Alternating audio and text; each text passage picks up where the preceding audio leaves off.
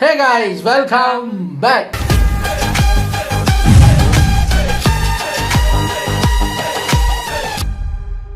இன்னைக்கு நம்ம ஒரு படத்துடைய இது என்னன்னு சொல்றதுன்னு தெரியல, ஒரு ப்ரோமோவா டைட்டில் அனௌன்ஸ்மெண்ட்டா ஏதோ ஒன்று.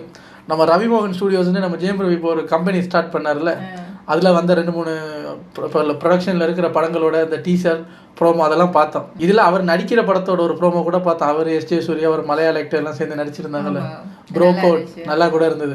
இப்போ என்னடான்னா அவர் யோகி பாபு ஹீரோவை வச்சு நான் ஒரு படம் டைரக்ட் பண்ண போகிறேன் அப்படின்னு சொல்லியிருந்தாரு.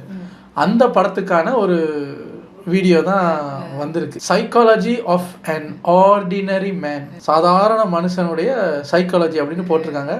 ரவி மோகன் டிரெக்டோரியல், அவர் தான் டைரக்டர். ஸோ இப்போ என்னன்னு பார்த்தா நம்ம சின்ன வயசில் பார்த்து வியந்த ஹீரோஸ் எல்லாம் நான் கேமராவுக்கு பின்னாடி நிற்கிறேன்னு வர்றாங்க. என்ன தனுஷ் வந்தார், இப்போ இவர் வர்றாரு, அடுத்தது யார் யார் வர போகிறாங்களோ என்னவோ தெரியலை. அந்த சினிமா மாறிக்கிட்டே இருக்குது. சின்ன வயசில் பார்த்த சினிமா மாதிரி இல்லாமல் மாறிக்கிட்டே இருக்குது. பார்க்கலாம். எனக்கு நினைவு தெரிஞ்ச காலத்தில் நான் எனக்கு ஒரு சின்ன பையனாக இருக்கும்போது கவிதையே அப்படின்னு அந்தரத்தில் பறந்துக்கிட்டு ஒரு படம் வந்தது. அதில் பார்த்து ஜெயம் ரவி அப்படின்னும் போது அப்புறம் இளம் புயல் ஜெயம் ரவி அது இதுன்னு பரவரன்னு வந்து இன்னைக்கு பார்த்தா 32 வயசுல டைரக்டர் ரவிமோகன் அதுக்கு பேரும் மாறிடுச்சு அவருக்கு இடையில. அதுதான். ஸோ ரவிமோகன் டைரக்டோரியல் என்னதான் வச்சிருக்காருன்னு பார்ப்போம். இது ஒரு 3 minutes வீடியோங்கிறதுனால டக்குன்னு பார்த்துட்டு ரெடி.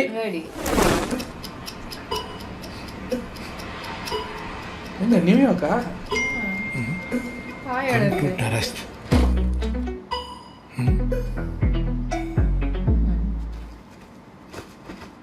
Hi sir. வாங்க யோகி. எதுக்கு சார் என்னை இமீடியட்டாக மொட்டை மாடிக்கு வர சொன்னீங்க? நான் ஒரு படம் பண்ணலான்னு இருக்கேன் யோகி. 22 வருஷமாக தானே பண்ணிகிட்ருக்கீங்க? இல்லை நல்லா பண்ணிட்டுருக்கீங்கன்னு சொன்னேன் சார். டைரக்ட் பண்ண போகிறேன் யோகி. எதுக்கு சார் நமக்கு அதெல்லாம்? வந்தோமா, நடிச்சோமா, கேரவனில் உட்காந்தோமா, ஜூஸை குடிச்சோமா, ஹீரோ. இந்தியாவில் பெஸ்ட் டைரக்டர் சார். உங்களை மாதிரி ஒரு நல்ல டைரக்டர் தான் சார் உலகமே தேடிட்டு இருக்கு. நல்ல முடிவு எடுத்துக்கிறீங்க. கதையெல்லாம் ரெடி பண்ணிட்டீங்களா? ரெடி. Dialogues ready. இது இல்லையா? பார்க்கலாமா? எல்லா சீன்லையும் நீங்கள் தான் இருப்பீங்க. ஆமாம் சார். ஃபஸ்ட்டு பேஜில் என் பேர் தான் இருக்குது, செகண்ட் பேஜில் என் பேர் தான் இருக்குது, தேர்ட் பேஜில் ஏன் சார் ஸ்ரீராம் ஜெய மாதிரி எல்லா பேஜிலும் நான் தான் இருக்கிறேன். அது நீங்கள் தான் எல்லா சீன்லையும் இருக்கீங்கன்றது ஃபிக்ஸ் ஆகிட்டேன். கதை ரெடி, டைலாக்ஸ் ரெடி. ஆனால் இந்த கேரக்டர் மட்டும் கிடைக்க மாட்டேங்குது யோகி. கேரக்டர் கிடைக்கலையா? அங்கே அங்கே தெரியுதுல்ல ஒரு room, motor room, costume room Yogi. அவருக்கு அதை பார்த்தா மோட்டர் ரூம் தாங்க தெரியும். நீங்கள் என்னங்க மொட்டை மாடியில் ஒரு ரூமை காட்டினா அது மோட்டர் ரூம் தான். சொல்லுங்கள் சார். அங்கே போயிட்டு டிஃப்ரெண்ட் காஸ்டியூம்ஸ் இருக்கும். நீங்கள் மட்டும் போட்டு வந்துட்டீங்கன்னு வச்சுக்கோங்களேன், அதில் இன்ஸ்பயர் ஆகி கேரக்டர் பிடிச்சிருவேன். அப்படிங்களா? காஸ்டியூம் போட்டால் கேரக்டர் பிடிச்சிருவீங்களா?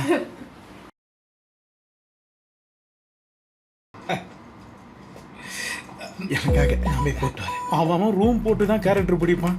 நம்மளால் என்னடானா காஸ்டியூம் போட்டுனா கேரக்டர் பிடிக்கிறேன்றாரு. புது ட்ரெண்டு. ஏங்க பொன்னியின் செல்வன்ல அவர் போட்ட ட்ரெஸ் தூக்கி போட்டு வந்திருக்கீங்க. இது எங்கேயோ பார்த்த மாதிரி வச்சுட்டு இருக்கேன். பக்கத்து ரூம் தான் சார் உங்க ரூமு. இது அவரோட காஸ்டியூம். சரியா ராஜா? எனக்கேவா?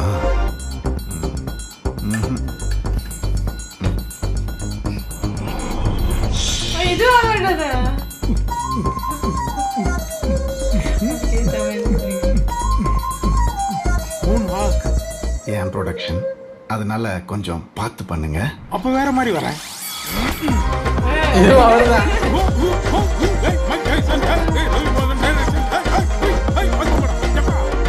நல்லா இருக்கு. 6 packs வைக்கணும். வச்சிருவீங்களா? வேணாம். சிரிப்பு கேட்டனா எதுக்கு 6 பேக் வைக்கணும்? நோ, வேற மாதிரி வர மாட்டோம்.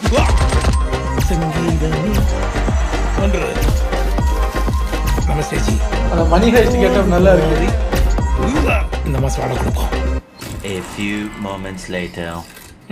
ஆஞ்சூரிங் கட்டப்பெல்லாம் போட்டு காமிச்சாச்சு. எந்த கேரக்டருமே வரலையா? இப்போ தான் தெரியுது எதுக்கு பாய் தலைக்கான எத்தனை வருஷம் சொன்னார். கோசுவத்தி தான் மிஸ்ஸிங். தூங்குவோம். அம்மா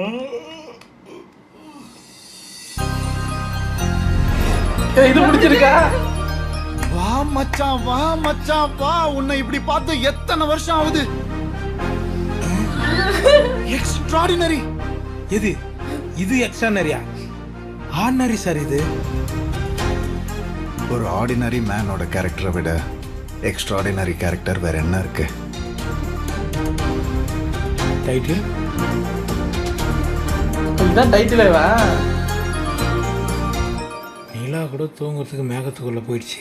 இந்த டைரக்டர் நம்மளை விட மாட்டாரு சார். தயவுசெய்து அதை கொடுங்க சார். இருங்க முடிச்சுட்டு தரேன். நான் தலகாணி கேட்டேன் சார். இனிமேல் படம் எடுப்பாங்க. ஐயா ரவிமோகன் ஐயா, உண்மையிலே நீங்கள் தான் எழுதுனீங்களா? இல்லை, அந்த ப்ரோமோவே நல்லா இருக்கு. ஒரு கம்பெனி ஆரம்பித்தா இப்படி ஆரம்பிக்கணுங்க. அடுத்தடுத்து வர்ற அப்டேட்ஸ் எல்லாம் வந்து நல்லா இருக்கு. அவர் நடிக்கிற படம், அவர் எடுக்கிற படம். நான் கூட ஸ்டார்டிங்கில் உண்மையில் இந்த ப்ரோமோ எடுக்கிறதுக்காக நியூயார்க் போயிட்டாங்கன்னு நினச்சேன். அது க்ரீன் ஸ்க்ரீனு. ஆனால் ஒரு ப்ரோமோக்கு கூட அந்த மோக்கோ போட் யூஸ் பண்ணீங்க பார்த்தீங்களா? அங்கே நிற்கிறீங்க நீங்கள். ஆஹா, நல்லா இருந்தது. யோகி பாபுவோட ஒரு கெட்டப்பு. கடைசியில் நான் பார்த்தேன் என்ன விஜய் சித்தோட மொட்டை மாடி பாட்டிக்கு வந்த மாதிரி வந்திருக்காரு.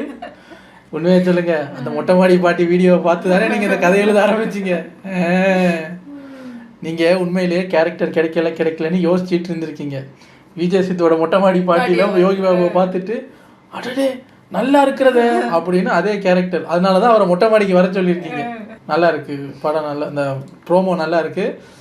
ஸோ நிறையா அடிக்கடி நம்ம சொல்லுறோமே, யோகி பாபுவோட எல்லா படத்துலையும் முக்கால்வாசி படம் கிரிஞ்சாக தான் இருக்கும் அவரோட காமெடி. ஒரு சில டேரக்டர்ஸுக்கு அந்த யோகி பாபுகிட்ட இருக்கிற அந்த எக்ஸாக்ட் ஒரு நல்ல காமெடியை எக்ஸ்ட்ராக்ட் பண்ண தெரியும். ஒரு வெரி ஃபியூ, நம்ம மாவீரன் டேரக்டரு, நம்ம பிரதீப் ரங்கநாதன், அந்த மாதிரி வெரி ஃபியூ டேரக்டர்ஸுக்கு அதை எக்ஸ்ட்ராக்ட் பண்ண தெரியும். அந்த வரிசையில் இவர் வந்துருவாரான்னு தோணுது எனக்கு. மேபி கதை எப்படி வருது அதெல்லாம் நமக்கு தெரியாது. இந்த ப்ரோமோ வச்சு பார்க்கும்போது யோகி பாபுவோட ஒரு தரமான காமெடியெல்லாம் உள்ளே இருக்குமோ அப்படிங்கிற மாதிரி ஒரு ஃபீல். அந்த இது நல்லா இருந்தது. இல்லை, கோமாளி படத்தில் இவருக்கு சொன்ன டயலாகை இப்போ இவருக்கு சொல்லிக்கிட்டு இருக்கேன். வா மச்சான் உன்னை அப்படி பார்த்து எத்தனை வருஷம் ஆச்சு. நல்லா இருக்கு. ஆனால் ஃபஸ்ட்டு போட்டு வந்தீங்களோ ஒரு கெட்டப்பு, நானே ஆடி போயிட்டேன். பொன்னியின் செல்வன் சூப்பராக இருந்தது. எனக்கு அந்த பொன்னியின் செல்வன் கெட்டப்புக்கு அப்புறம் ரொம்ப பிடிச்சது வந்து மணி ஹைஸ்ட்டு. அந்த ட்ரெஸ்ஸு போட்டு அந்த காசு என்னங்கல்ல, சூப்பராக இருந்தது. நான் என்ன நினச்சேன், மணி ஹைஸ்ட் இதெல்லாம் வரும்போது பார்த்துட்டு ஓகே இதெல்லாம் சேர்ந்து எதுவும் பண்ணுறாங்களா. நியூயார்க் மணி ஹைஸ்ட், பாய்த்தலானி, ஒரு ஆர்டினரி மேன் நியூயார்க் மாதிரி ஒரு பெரிய இடத்துக்கு போய் ஒரு பெரிய ஹைஸ்ட், காமெடி ஹைஸ்ட் மூவியாக வருமா அப்படிலாம் நான் நினச்சேன். பட் இது என்னன்னே தெரியலை. அந்த ஃபைனல் டச் கூட நல்லா இருந்தது. சார் அதை சீக்கிரம் கொடுங்க சார், இருங்க எழுதி முடிச்சு தரேன். நான் தலானியே கேட்டேன் சார், தூக்கம் வருது எனக்கு. நல்லா இருக்குங்க, நல்லா இருந்தது. படமும் நல்லா வரும்னு நினைக்கிறேன். ஆமாம், இப்போ ஜெயம் ரவிக்கு எதுவும் டவுட்டுன்னா கூட கிளியர் பண்ணுறதுக்கு அவங்க அண்ணன் இருக்காரு. அவர் ஆல்ரெடி ஒரு டேரக்டர் தான். இல்லை இது சரியில்லை, இப்படி இல்லை, உனக்கு என்ன டவுட்டு அதை நான் கிளியர் பண்ணுறேன் அப்படின்னு ஒரு பெரிய கைடன்ஸோடு தான் அவர் வர்றாருன்னு நினைக்கிறேன். பார்ப்போம் இதுக்கு மியூசிக் யார் என்ன ஏதுங்கிறதெல்லாம். அவரும் அனிருத் தான் போகிறாரோ என்ன தெரியல. அனிருத் சான்ஸ் இல்லை, பார்ப்போம். பார்த்தா ordinary man music by Sai Abhyankar. ஈகேலுவா எட்ட சார். ஏதோ வாழ்த்துக்கள், சீக்கிரம் படம் வரட்டும், பார்ப்போம். உங்களை அடுத்த வீடியோவில் வந்து சந்திக்கிறேன். டேக் கேர், பாய்.